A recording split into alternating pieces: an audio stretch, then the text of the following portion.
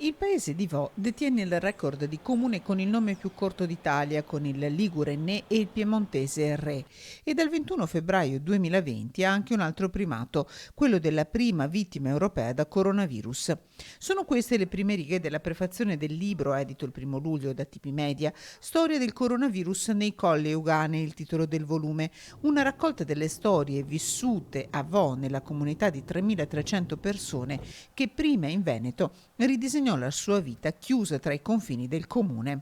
Cronista sul campo, tra i primi ad arrivare all'ospedale di Schiavonia venerdì 21 febbraio 2020, di quei giorni Nicola Cesaro conserva molti ricordi come questo. Durante la zona rossa di Vo, davanti ad uno dei checkpoint, dove c'erano appunto militari e carabinieri, si presenta un anziano padre con un'anziana madre e con una bicicletta.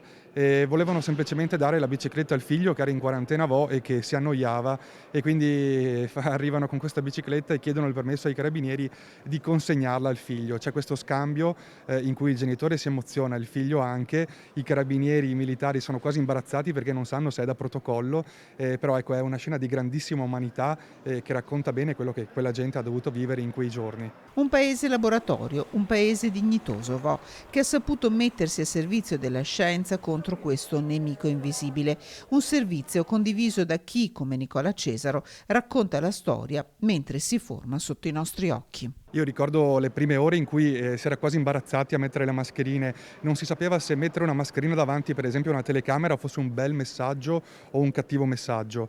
Ovviamente ci siamo fidati di quello che i medici e le forze dell'ordine ci dicevano in quel momento.